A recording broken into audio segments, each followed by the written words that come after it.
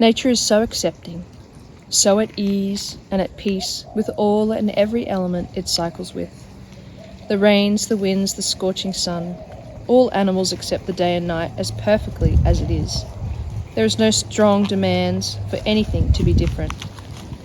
It is what it is, and all the animals who interact amongst the earth are happy to coexist peacefully with the flow of the different day, months, and seasons. That's why nature is so peaceful, because there is no resistance from its allies. When it rains, the birds wash away their soot and wait patiently on a branch till the sun comes out. The acceptance of just what is presented in front of them is so peaceful and so welcomed as a beautiful lesson in life. To turn up each and every day in reverence and awe, in thanks and gratitude, that whatever is showing up is exactly what is to be accepted, sat with and taken in. There will never be inner peace without acceptance of what is, and it will only be until you surrender in its moments that they will shift into another. Hi everyone, Elise here from Eligned. I wanted to touch base today on the importance of going inward when you are called to do so. I've had a lot of conversations recently with my friends and colleagues and the frustration they have around feeling low right now.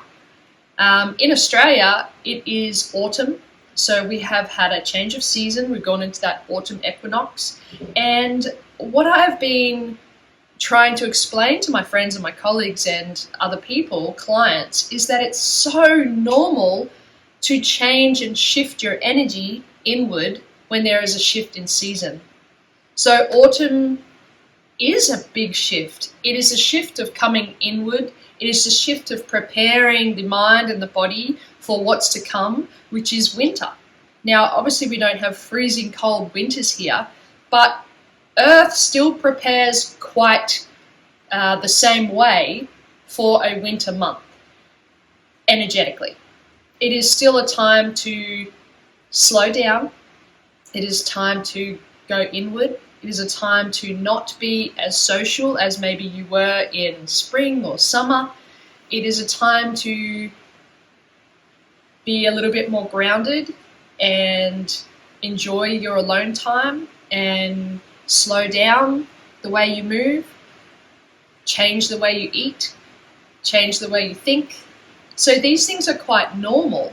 So if anyone out there is feeling frustrated or low or slow, it is quite normal, and it is invited. It should be very much invited, because it means that you are in sync with the Earth's energy, in sync with what's happening vibrationally around your area. I myself have definitely felt the change of season and the change of energy shift from summer to autumn. I have very much just gone and gone inward. I have not been on social media. I have been doing a lot of reading. I have just really dropped back into the present moment, spending time with my son, spending time sitting outside doing nothing. People just don't do that enough anymore. And when they do, they get frustrated that they're not doing anything more than that. And that's enough.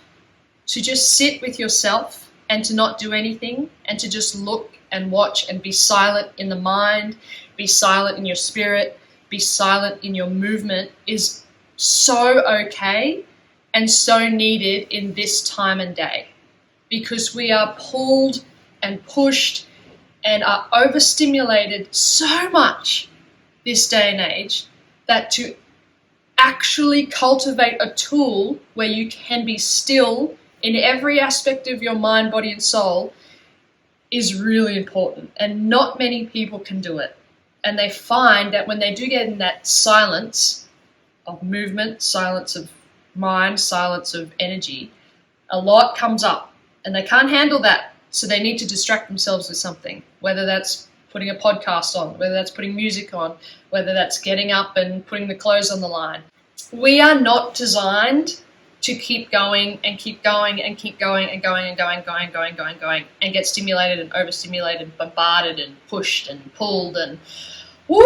We are not designed to do that. And the body will tell you that it's not designed to do that by either one, physically giving you an output of an injury or a headache or a threat response, an illness or feeling sick or whatever it may be, so you slow down.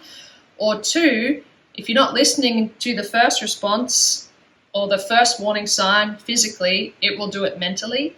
And mentally, it kicks you right in the butt and it goes deep inside those cells, and all you end up seeing is darkness and feeling really shit and feeling really low and depressed and slow and foggy and fatigued and irritated and frustrated. And all of those symptoms mentally are big warning signs to tell you that you're not listening to your natural rhythms and flow. And to surrender, like I said in that poem at the start, to surrender to the moment. I wanted to share a story with you that I wrote called Finding Dragonflies. You'll understand why in a minute. And it's how to pause in the pulse. Now, this story I've added into my Realigned program, which is all about going inward and listening to your body. But without further ado, I'm just going to read this to you, and hopefully you find a bit of a connection with it, as certainly I have found a connection with dragonflies. Ready? Do me a little favor right now. Feel for your pulse rate. Every time your heart beats, it's a pulse of your life you will never get back. Every pulse we have inside of our bodies is connected to moments we are living and experiencing externally. Life really goes by so fast, doesn't it? So capturing a moment and slowing down into a pause within that moment can also slow down the pulses our heart takes and will help to bring us back into the present moment. And it is only in the present moment where we can have a moment of timelessness. Let me tell you a little story about how I was reminded about the importance of a pause and being present every day, and why you will always find me chasing dragonflies. A few years back, I was renovating my first family home. I was also working and running a business, being a mum, and generally busy. All the things we do that munch away at our precious pauses and pulses. I had the vision to create the most beautiful garden filled with flowers and fresh feelings. I wanted the garden to attract fairies, bees, and little birds so that I could admire all of the beauty when I walked around it. I am the type of person who will not stop until I see my vision come alive, so I worked hard in the soil for many months. When the garden grew, I too grew fond of the afternoon rituals of watering and visiting the new growth and slowing down enough to appreciate the little ladybugs and bees now attracted to my little sanctuary. One afternoon, I noticed a new tiny blue dragonfly sitting on a rosemary bush. I had seen dragonflies before in my life, but for some reason, this day and this dragonfly were completely different. It was like it was the first time ever seeing a dragonfly. He was so peaceful, so beautiful. He held such an energy I was exquisitely drawn into. It was so still and comfortable with me being there that he also let me wander my eyes all over its little blue body. I was so close I could see his little hairy chin, his unique fairy wings, and his huge big eyes, and what looked like a smile staring straight back at me. He too was intrigued with me, scanning over my face and interested in what he was also seeing. In that very moment, time completely stood still. The world around me had disappeared. There was no sound. There was no needs or wants. It was a perfect moment of stillness, a perfect pause in this overwhelming world we live in. all I wanted for that moment was more of those moments. So that's exactly what I chased. More pauses and moments to encounter the stillness and what shines brightly in the stillness. Every day when I visited the garden, I would search and call out for the dragonfly, and every day he appeared like I had created this reality in my mind. He was there without fail. And every day our interaction became more and more magical. As the weeks went by, he would let me pat his little wings before flying around and landing on another branch, having me chase him around the garden in awe. One morning as I woke, I drew open my curtains and I couldn't believe my eyes. This little blue dragonfly was sitting in my room on my windowsill. How can this dragonfly be in my bedroom? Did he follow me in last night after our garden party? I placed my finger out to him and he magically, without a care in the world, climbed on, knowing I wouldn't hurt him, knowing I would take him straight outside. I was gobsmacked. In utter disbelief, I was now holding my little blue dragonfly, walking him outside. As I opened my hand a little further to let him fly away, he walked along my finger and perched a little while longer. He then tapped his front leg a few times onto my finger as if to say thanks, and then he flew away. It sounds funny to say, but our relationship grew even more stronger from that day on. He was always there at the end of the day, waiting for our little rendezvous. And I was excited every day to meet him in my garden, where time stood still. One afternoon, as I walked out of the side of my house to hang the washing out, I noticed him sitting on the brick window shelf. "Hi, Draggy. What are you doing here?" I said, and felt an instant dreaded feeling in my gut. He didn't look so well. He looked tired. His little tail curled back slightly. He then flew straight onto my shoulder. I was so excited and taken back that he wanted to sit on me, but was also very confused at his lack of luster.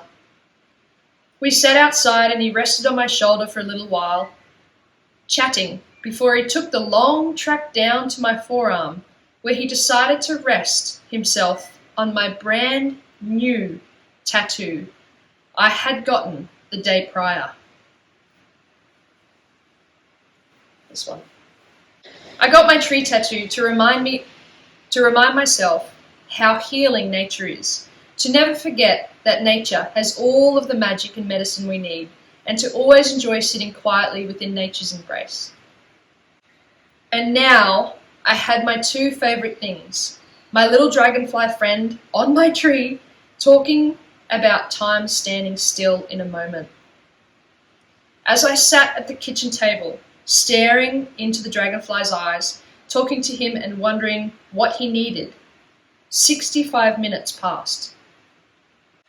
He then started tapping his front leg onto my tattoo like he was trying to tell me something, or gifting me some mysterious dragonfly codes into my tattoo.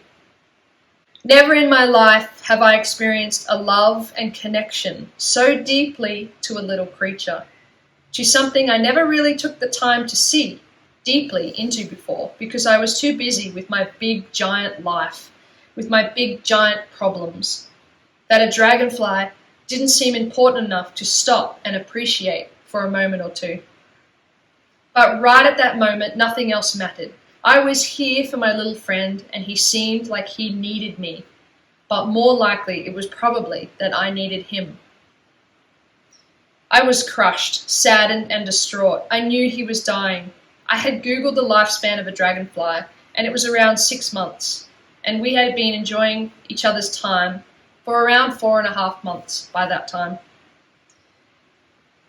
What was I going to do without our little afternoon encounters? He had taught me so much presence, stillness, and pause. After we sat for an hour together, I decided to put him on his favourite rosemary bush outside and checked on him as often as I could until it was bedtime. At first light, I went outside and he was gone. His body was not there. I checked everywhere. It was like he disappeared completely back into another realm. I was devastated, but yet so humble I got to experience this little gift. A gift I had no idea would keep on giving, because that little blue dragonfly had other plans for me. Call it magic or mystery or fairy tales or the universe at play, but I swear on my life, from that day on, dragonflies started showing up for me everywhere. All around me, every day, new dragonflies appeared. All different shapes and sizes, colours, and even symbols and pictures and messages from people. The garden was now filled with new blue and red and yellow and gold dragonflies. I had dragonflies flying into my studio at work while I was teaching classes, quickly flying around my body before flying back out the door. They appeared at the top of mountains on my walks, as pictures on walls in cafes or friends' houses, in books and TV shows. One day I was in an X-ray clinic, waiting for my first ever breast mammogram. Nervous and fidgety, out of my body, I looked up at the artwork on the wall. A shiny spark happened to catch my eye from the corner of the frame, and I said to my son, "That looks like a dragonfly's wing behind the frame. Go take a look." My son lifted the frame away from the wall and a dragonfly fell to the ground. He wasn't alive, but he was beautiful. My son picked him up and gave him to me. As I held him in my hand, I knew everything was going to be all right, as I had just been given a sign. I mean, magic or coincidence? Magic, of course. Still to this very day, 2 years later, dragonflies appear all around me. Hi, pretties. Hi. I swear my little blue dragonfly told all the others, "You can trust her. She is the dragonfly queen." Go to her. Keep reminding her to pause and play and search throughout the day for the magic, the still, and to be present in the moments. The encounters I have had with dragonflies are out of this world. I remember being a little bit lost on a bushwalk alone and having a dragonfly appear out of nowhere, guiding me the right way, and in fact, flying me the entire walk until I reached to the top of the mountain before he disappeared again. I have saved many a dragonfly out of spiderwebs and even nursed a dragonfly for 48 hours after his wings became damaged and he was unable to fly. Catching some flies for him, then can you believe it? I actually fed him. I have danced with beautiful brown and gold dragonflies in my backyard as my husband and son watched in amazement as they dashed around me, swirling and playing with me. I must have been given some magic dragonfly energy, or maybe they just know I have the time for them to really interact with their magic and ancient wisdom they hold, so they come to be with me more often. I have always believed in magic, but I also know magic is all around us all the time. It just takes a pause in time to see some of it unfold right underneath you or beside you or within you. So finding dragonflies is really a metaphor for slowing down our busy, over-consuming, black and white life and splashing it again with a little brilliant colour and texture that are all around us waiting to be seen, waiting for your presence and attention to gift you life and wonder again. We need to pause in our diminishing pulses, capture a few of them and play in the moment it offers us, so we are gifted with a sparkle of stillness, insight and magic. I wanted to tell you about dragonflies so you too can use them if you wish, to create more pauses in your life. And now that you have read about my dragonfly magic, you will start to see them too. It's my gift I pass on to others, or perhaps they have always been around and now you will just start noticing them. Finding pauses in your busy schedule can be easy if you are conscious enough to slow yourself down a little each day and tap into nature's pulses.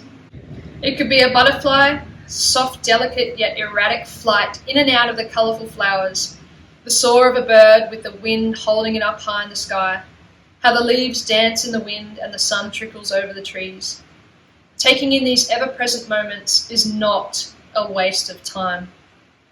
It is a gift of more time, because being present is timelessness. At the end of the day, what made me most happy was those few moments I captured in my heart, in my pulse, to smell the flower or watch the birds fly over, to stare at the sun or at a slow munching caterpillar eating a leaf.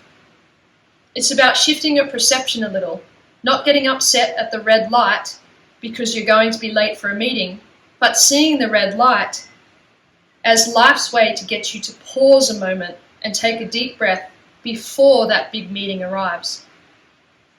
And to stop wasting your pulses on moments that don't strengthen your pulse in life, that actually zap your energy and speed up your pulse, disembodying you.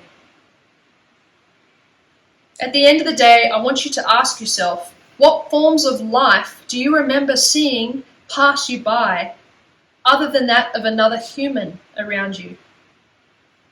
Many people cannot answer that question because they have not slowed down enough and paused long enough to capture any precious moments throughout the day, and yet wonder why they are wired and stressed each day. If you have ever been on a walk with a little kid, they don't see a start or a finish. They see fun rocks to pick up along the way, puddles to play in, flowers and bees buzzing away, and that is how their happiness is created each day. Start finding dragonflies. Start catching your pulses and utilize them in a different way. Let yourself beat at a slower pace a few times throughout your day, and the most spectacular things will come your way. And now, I got the tattoo of the dragonfly on me so that I will always catch my pulses, so that I will always slow my pulses down in the small, little moments, because that's what you remember at the end of the day.